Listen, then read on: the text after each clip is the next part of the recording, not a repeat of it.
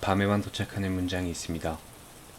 여기는 밤의 문장입니다. 오늘 밤에도 밤의 문장을 찾아와 주신 여러분, 오늘 하루도 고생 많으셨습니다. 오늘 여러분과 함께 나눌 이야기는 조금 현실적이면서도 동시에 아주 따뜻한 위로가 될지도 모르는 이야기입니다. 우리는 흔히 얼마만 있으면 행복해질까? 라는 질문을 던지곤 하죠. 7억 혹은 10억, 구체적인 숫자를 향해 숨가쁘게 달려갑니다. 하지만 이상하게도 그 목표에 다가갈수록 마음속엔 새로운 불안이 싹틉니다. 이 돈을 다 쓰고 나면 어떡하지? 물가가 오르면 내 노후는 무너지지 않을까? 같은 걱정들 말이죠. 4천억엔이라는 거대한 자산을 운용했던 전설적인 펀드 매니저 타카구로 사야는 말합니다. 숫자가 우리를 자유롭게 하는 게 아니라 마르지 않는 샘물 같은 시스템이 우리를 자유롭게 한다고요. 오늘은 노앤북 출판사에서 출간한 그녀의 저서 평생 돈 걱정 없이 사는 사람이 된다 의 문장들을 통해 숫자의 함정에서 벗어나 진정한 풍요로움으로 걸어 들어가는 방법을 함께 읽어보려 합니다. 잠시 화면에서 눈을 떼고 편안한 마음으로 들어주세요. 읽어볼게요. 1부 행복한 경제적 자립을 목표로 하자. 제1장 파이어의 장점과 단점. 조기 은퇴는 정말 행복할까? 프롤로그에서 조기 은퇴한다고 해서 반드시 행복한 삶이 보장되는 것은 아니다 라는 이야기를 나누었습니다.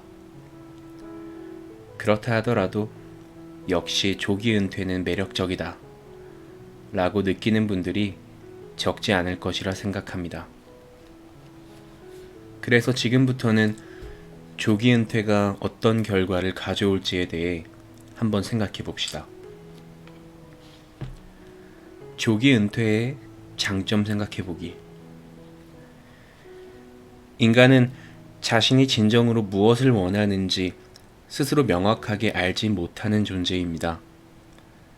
막연하게 조기 은퇴가 매력적으로 느껴진다면 정확히 어떤 부분이 매력적인지를 먼저 확인해 봅시다.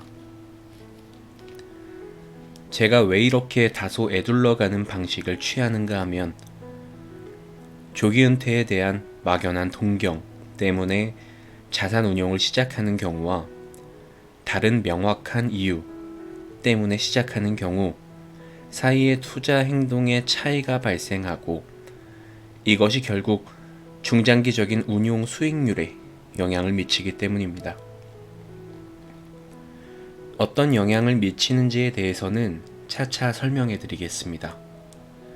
우선 조기 은퇴가 주는 장점을 모두 적어보세요.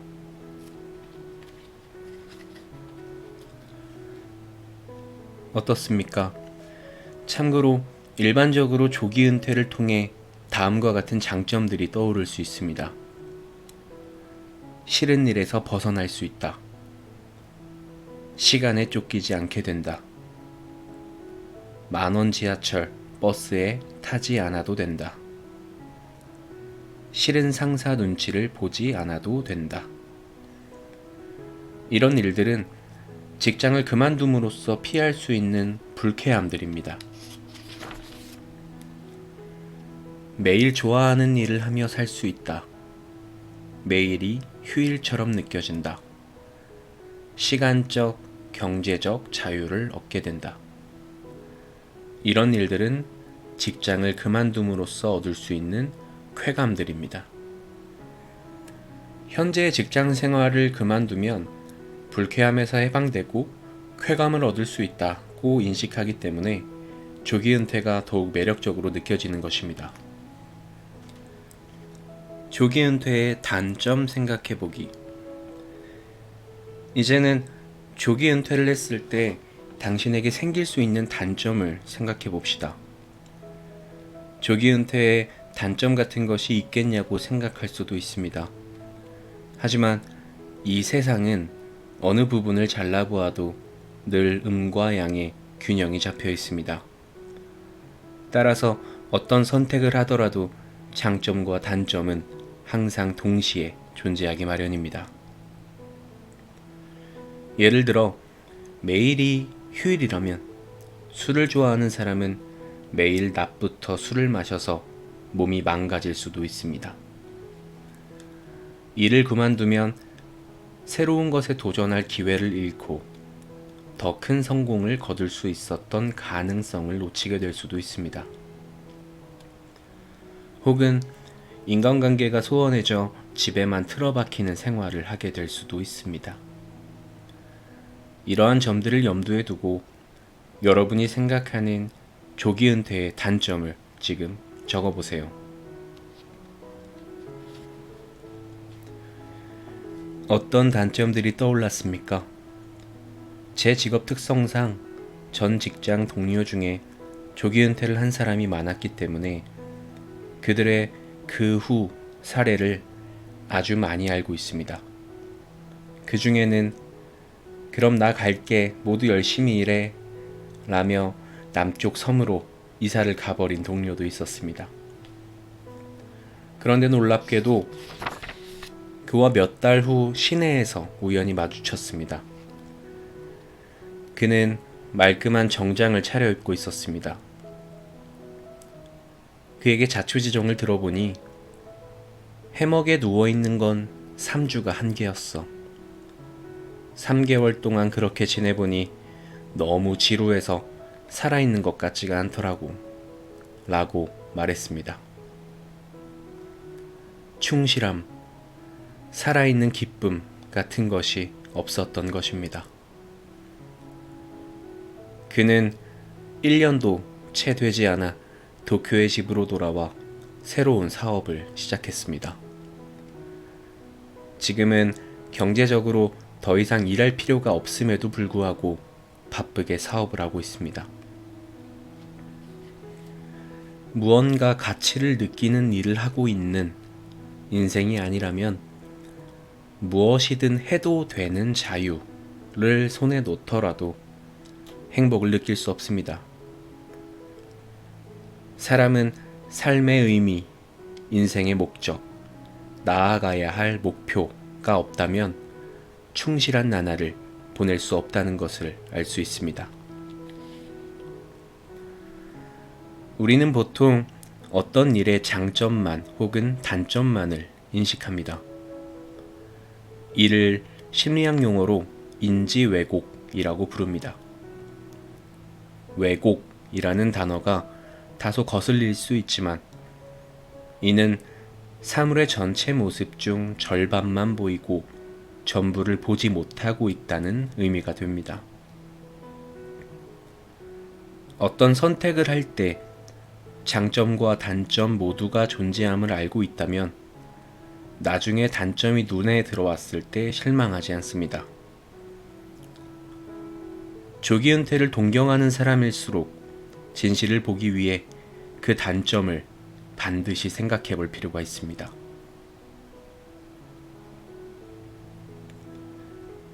인간 행동학과 뇌과학으로 보는 조기 은퇴의 단점. 이제 인간 행동학과 뇌과학의 관점에서 조기 은퇴가 인간에게 어떤 단점을 가져오는지 살펴보고자 합니다. 이는 인간의 본능이나 무의식, 그리고 뇌의 구조에서 비롯되는 영향이므로 개인차가 거의 없습니다. 거의 모든 사람이 다음과 같은 영향을 받습니다. 단조로운 생활, 생각하지 않는 생활, 고민하지 않는 생활로 뇌가 위축됩니다. 직함으로 존경받지 못하게 되면서 단순히 돈만 가진 아저씨, 아줌마가 된 자신을 받아들이지 못합니다.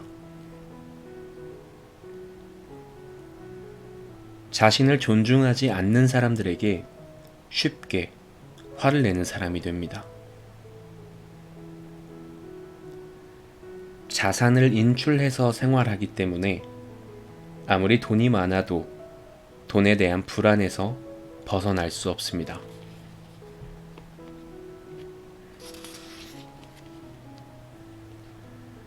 앞으로 자산이 늘어날지 여부가 시장 동향에 좌우되므로 심리적인 안정을 얻기 어렵습니다.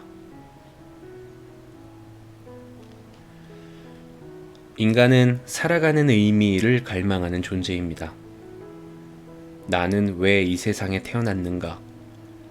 자신이 살아야 할 의미나 목적을 찾고 그것을 위해 살아가고 싶다고 우리의 영혼은 외치고 있는 듯합니다.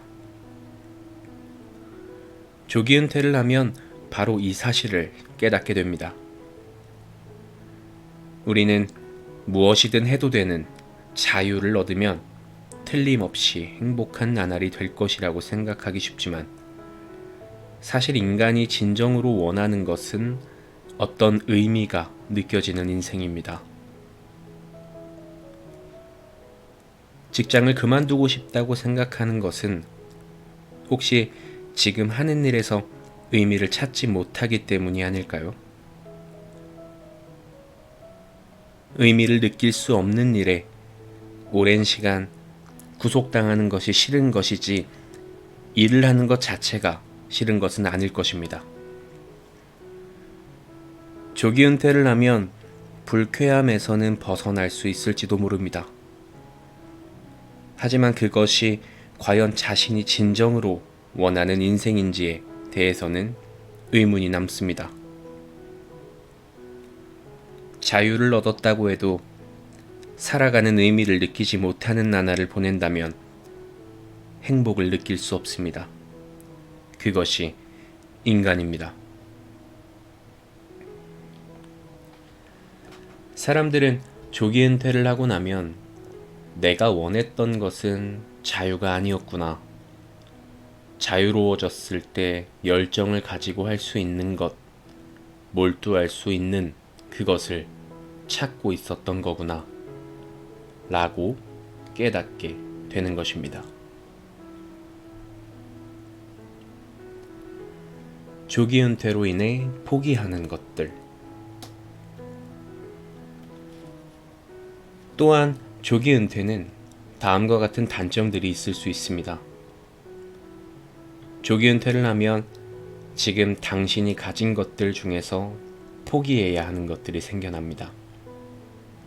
예를 들어 팀과 함께 큰 프로젝트를 성공시켰을 때의 기쁨과 성취감, 그때 다져진 끈끈한 유대감과 우정, 한계를 뛰어넘었을 때의 상쾌함, 새로 얻은 자신감, 성장하고 있다는 실감,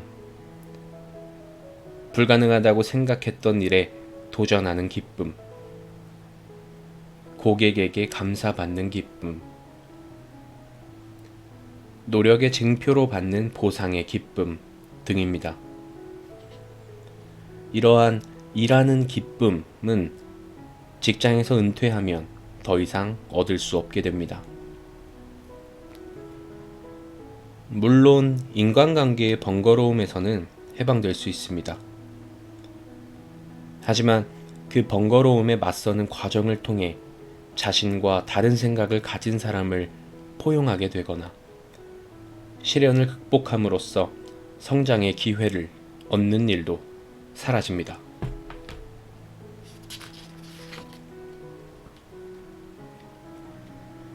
자신의 재능을 발휘할 무대도 없어집니다. 우리는 누구나 남을 이끄는 힘, 세부사항에 대한 섬세한 시선, 미리 위험을 내다보는 통찰력, 예상치 못한 사태에 흔들리지 않고 대응하는 능력 등 사회에 제공할 수 있는 수많은 재능과 천재성을 가지고 있습니다. 이는 스스로 인지하고 있든 아니든 누구나 가지고 있는 것입니다. 이러한 재능을 발휘했을 때의 기쁨은 그 무엇과도 바꿀 수 없습니다. 하물며 그 능력으로 인해 기뻐해주는 사람이 있다면 진심으로 살아있길 잘했다고 느낄 것입니다. 조기 은퇴를 하면 그러한 세계에서도 멀어지게 됩니다. 상사가 싫다, 동료가 싫다, 오랜 시간 구속되는 것이 싫다. 이처럼 싫은 감정으로 마음이 가득 차 있다면 당신이 일을 하고 있기에 받고 있는 그 무엇과도 바꿀 수 없는 가치나 혹은 조기 은퇴에 따르는 이러한 단점들을 전혀 눈치채지 못할 수 있습니다. 이것으로 여러분은 조기 은퇴의 장점과 단점을 모두 파악했을 것입니다. 플러스와 마이너스 양쪽을 모두 인지한 상태에서 과연 나는 정말로 조기 은퇴를 원하는 것인지 잠시 멈춰서서 생각해 보시기를 바랍니다.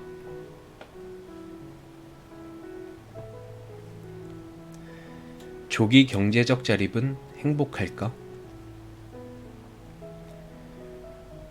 파이어 중 RE, 즉 조기 은퇴가 반드시 행복한 인생으로 이어지지는 않을 가능성이 있다는 점을 확인했습니다. 이제부터는 파이어 중 FI에 해당하는 경제적 자립에 대해서도 여러분 자신의 장점과 단점을 확인해 보겠습니다. 조기에 경제적 자립을 하는 장점. 조기에 경제적 자립을 하는 장점을 생각해 봅시다. 여기서는 일을 그만두지 않는다는 전제하에 생각해 보세요. 어떤 답을 적으셨나요?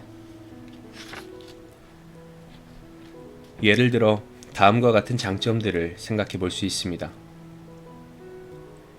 일이 해야만 하는 것에서 하고 싶어서 하는 것으로 바뀐다. 싫은 일은 거절할 수 있다. 정말 하고 싶은 일만 선택할 수 있다. 일하고 싶은 시간도 스스로 선택할 수 있다. 함께 일할 사람을 고를 수 있다. 인간관계 스트레스가 줄어든다. 미래의 돈 걱정이 사라진다. 짜증과 불안이 없어진다. 주택 대출의 압박에서 해방된다.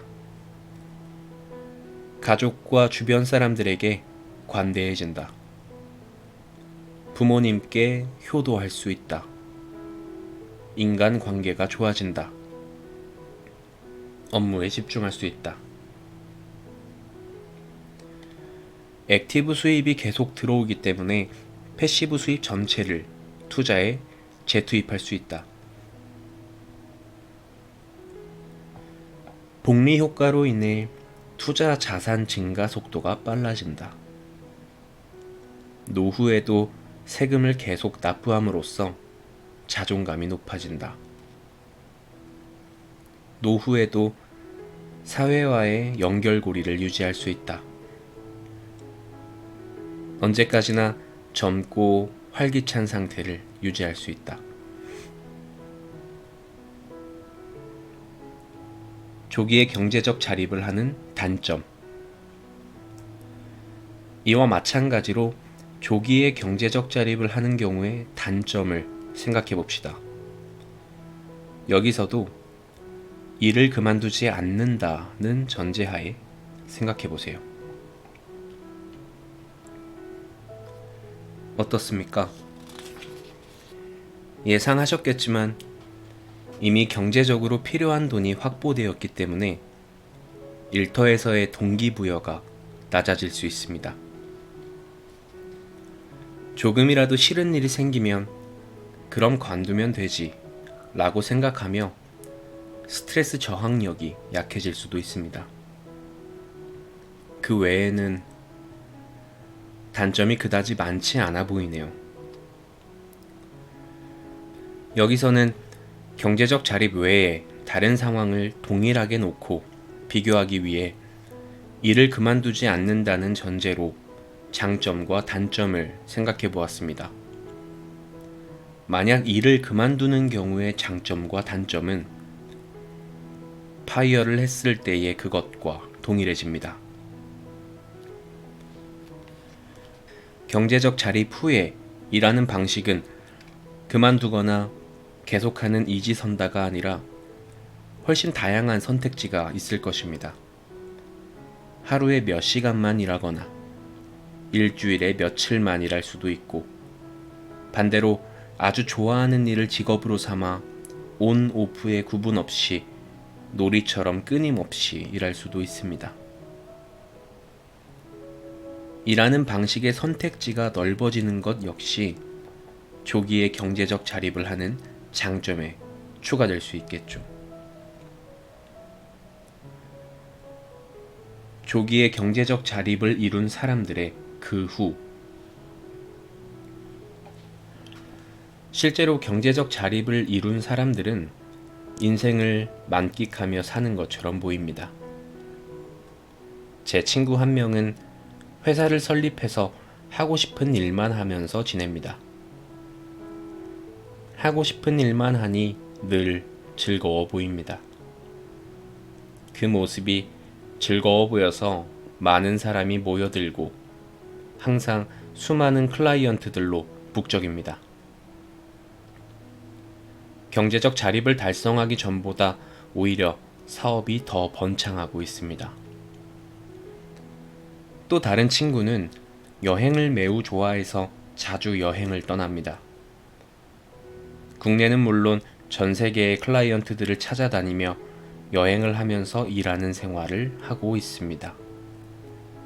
그녀의 경우 여행 자체가 일이 되었기 때문에 여행 비용도 경비 처리가 되어 자산이 더욱 풍요로워지고 있습니다. 앞서 예상되는 단점으로 꼽았던 일하는 의욕 저하는 적어도 제 주변 사람들에게만 국한해서 보자면 저하되기는커녕 오히려 높아진 사례가 곳곳에서 발견됩니다. 그리고 무엇보다 모두들 일이 즐거워 보입니다. 워크-라이프 밸런스 따위는 전혀 신경 쓰지 않는 듯 일과 놀이의 경계가 사라진 느낌입니다. 다음엔 저걸 해보자며 새로운 영감도 많이 떠올라 눈이 소년소녀처럼 반짝이고 있습니다. 하고 싶은 일만 한다면 이는 당연한 결과일지도 모릅니다. 경제적 자립을 이루고 계속 일을 하는 사람 중에서 불행해진 사람은 거의 떠오르지 않습니다. 여기까지의 내용을 정리해 봅시다. 조기 은퇴를 하고 유유자적한 생활을 누리더라도 행복한 인생이 되리라는 보장은 없지만 경제적 자립 후에도 일을 계속하는 경우에는 더욱 행복한 인생이 될 가능성이 높다는 사실이 밝혀졌습니다. 여러분이 했던 워크시트에서는 어떤 결과가 나왔습니까? 조기 은퇴를 무조건 매력적이라고 생각하던 상태에서 꼭 그렇지만은 않다는 일종의 찬물을 맞은 듯한 기분이 든 분들도 있을 것입니다. 행복한 인생은 경제적 자립만으로는 얻을 수 없습니다. 그 후의 시간을 어떻게 보내느냐에 따라 행복의 정도가 크게 달라지는 것입니다. 제2장 경제적 자립 후의 인생 설계하기. 행복한 경제적 자립인가? 불행한 경제적 자립인가? 이 장에서는 경제적 자립을 달성한 후 여러분의 선택에 따라 인생이 어떻게 달라지는지를 상세하게 살펴보겠습니다. 어떤 선택을 해야 더 행복해질 수 있는지, 반대로 어떤 선택을 하면 불행해질 가능성이 있는지 구체적으로 확인해 봅시다. 불행한 경제적 자립. 자산 인출은 불안을 증대시킨다. 우선 경제적 자립 후에 불행해질 가능성으로 생각할 수 있는 것은 제1장에서도 잠시 언급했던 완전히 유유자적한 생활로 진입하는 경우입니다. 투자 활동도 일절하지 않는 경우를 생각해 봅시다. 투자를 하지 않으므로 자산은 늘어나지 않고 지금 가진 자산을 헐어먹고 사는 인생이 됩니다.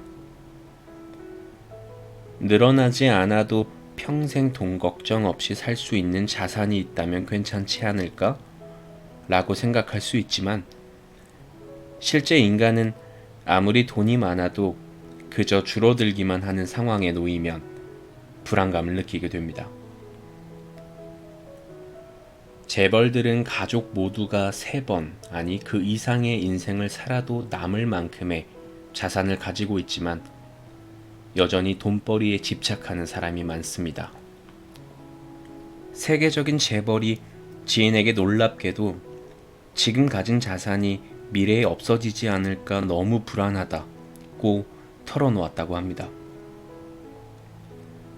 실제로 저 역시 자산 10억엔 이상을 가진 지인들이 다수 있지만 그들 중에도 불안한 마음을 가지고 살아가고 있는 사람이 적지 않습니다.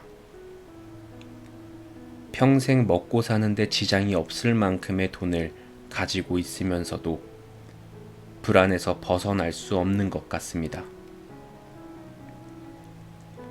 이처럼 돈이라는 것은 정신적으로 성숙하지 않는 한 아무리 많아도 불안합니다. 오히려 가짐으로써 그것을 잃을지 모른다는 불안은 커집니다.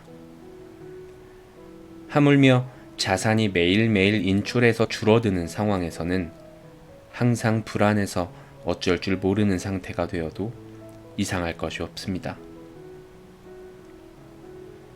그럼에도 불구하고 현재 세간에서 흔히 다루어지는 생애 재무 설계는 특정 연령까지 자산을 만든 다음 은퇴 생활에 돌입하면 그 자산을 매일 인출해서 생활한다는 전제로 만들어져 있습니다.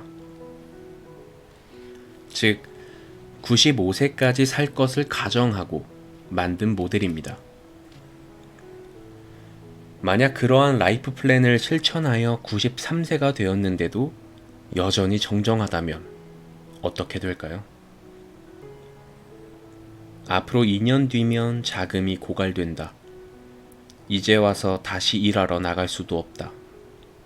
95세를 넘어서도 살아있다면 어쩌지? 나이를 1살 먹을 때마다 불안한 마음이 커집니다. 자산 인출 생활을 견딜 만큼 강한 멘탈을 가진 사람은 그리 많지 않을 것입니다. 저도 그런 90대를 보내고 싶지는 않습니다. 행복한 경제적 자립. 평생 투자를 계속하여 자산을 줄이지 않는다. 어떻게 해야 경제적 자립을 달성한 후에도 불안을 느끼지 않고 행복하게 살아갈 수 있을까요? 자산을 인출해서 쓰기 때문에 불안해지는 것이니 자산을 평생 인출하지 않아도 되는 상태를 만들면 됩니다. 다시 말해, 자산이 영원히 안정적인 속도로 계속해서 불어나는 시스템을 만드는 것입니다. 줄어들기만 하는 것이 아니라 매년 조금씩이라도 늘어나는 상태라면 불안에 휩싸일 일이 없습니다. 살면 살수록 자산이 늘어나니 아무리 오래 살아도 안심할 수 있습니다.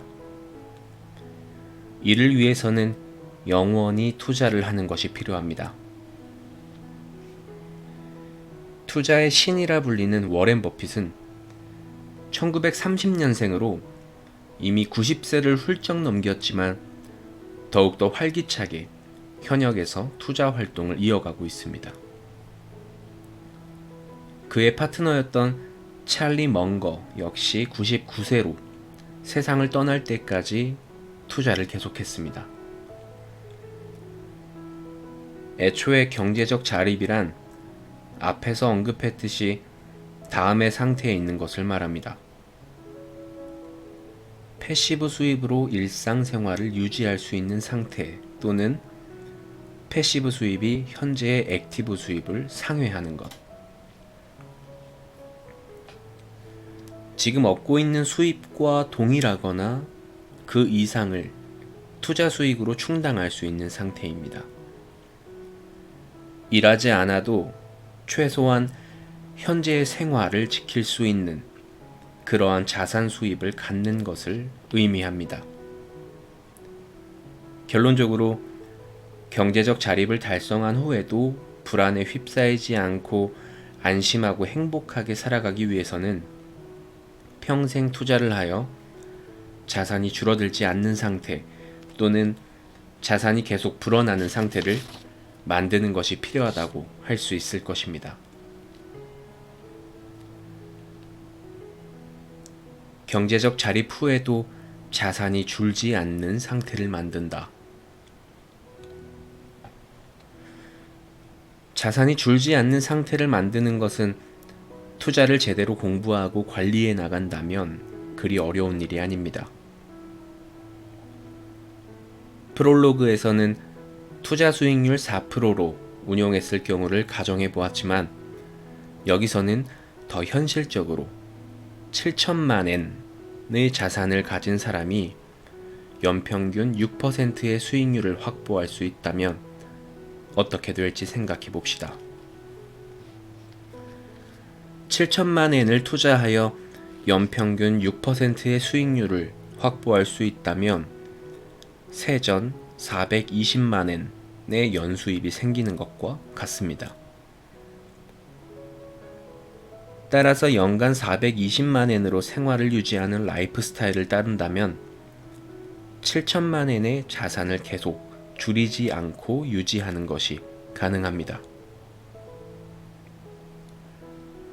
투자 수익 범위 내에서 생활한다면 자산을 헐지 않고 패시브 수입만으로 살아갈 수 있게 됩니다.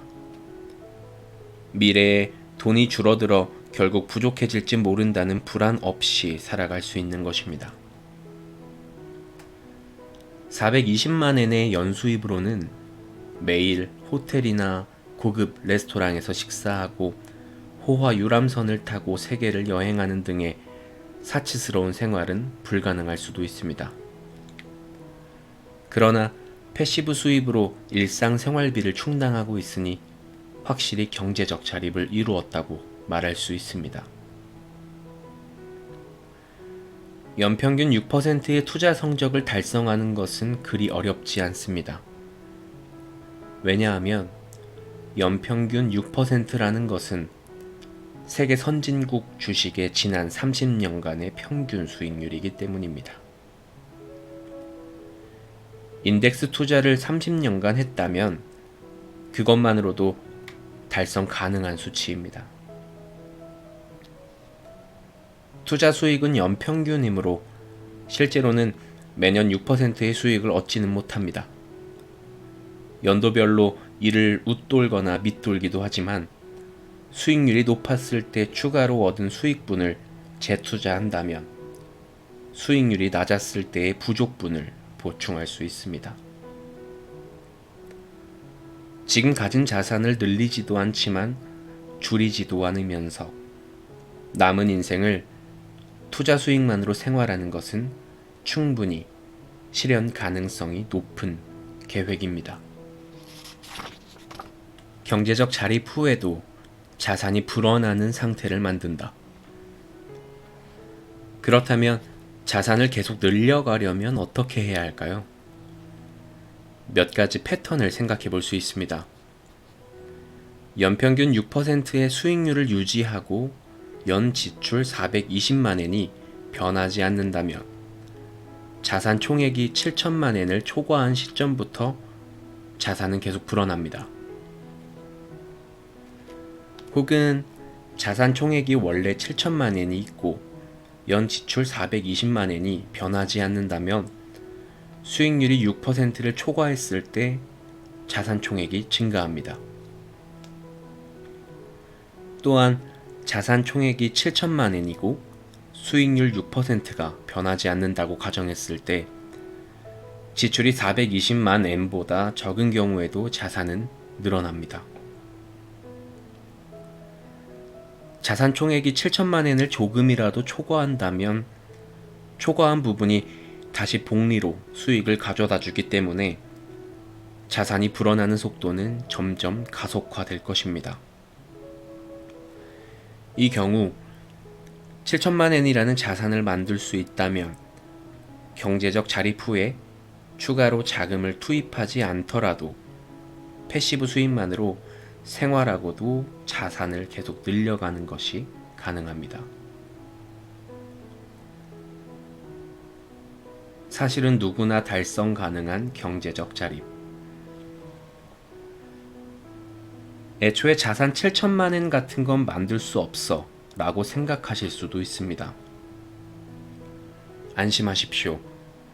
매월 2만 엔에서 3만 엔을 투자하고 연평균 6%의 수익률을 기대할 수 있는 투자 방법을 선택한 다음 여기에 약간의 노하우를 더한다면 30대나 40대 분들도 정년 전에 이 금액을 달성하는 것이 충분히 가능합니다.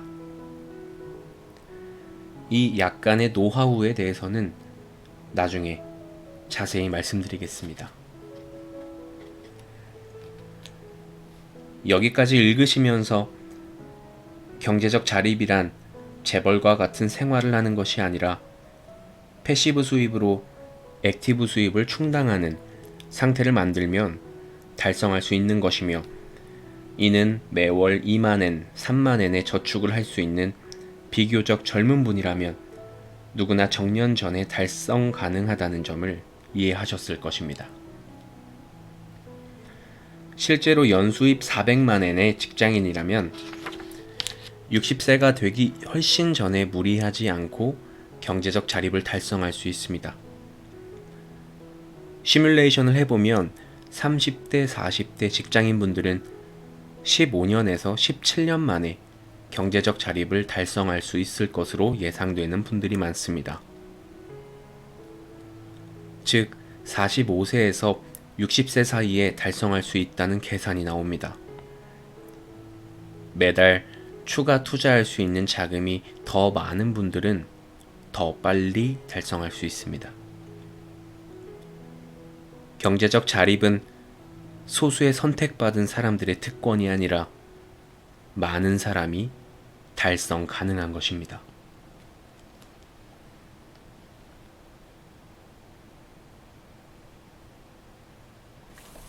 결국 우리가 그토록 숫자에 매달렸던 이유는 사랑하는 사람들과 맛있는 음식을 먹고 해질녘 노을을 불안함 없이 바라볼 수 있는 그 소박하고도 찬란한 시간을 사고 싶었기 때문일지도 모릅니다. 원금을 깎아먹으며 줄어드는 숫자에 마음 졸이는 삶이 아니라 내가 잠든 사이에도 나를 위해 묵묵히 일해주는 든든한 뿌리를 내리는 일, 그것이 저자가 말하는 마르지 않는 샘물, 밸류파이어의 진정한 의미겠죠. 오늘 제가 다 읽어드리지 못한 나의 자산이 스스로 자라나게 만드는 구체적인 설계도와 흔들리지 않는 단단한 투자 뇌를 만드는 법은 도서 평생 돈 걱정 없이 사는 사람이 된다 속에 더 깊고 선명하게 담겨 있습니다.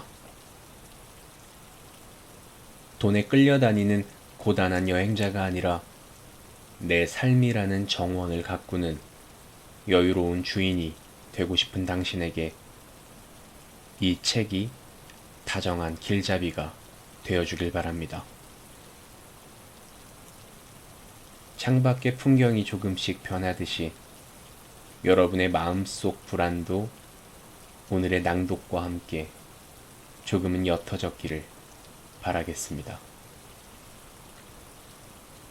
오늘도 참 애쓰셨습니다.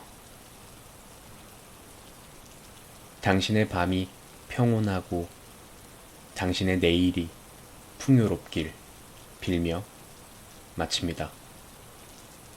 밤의 문장이었습니다.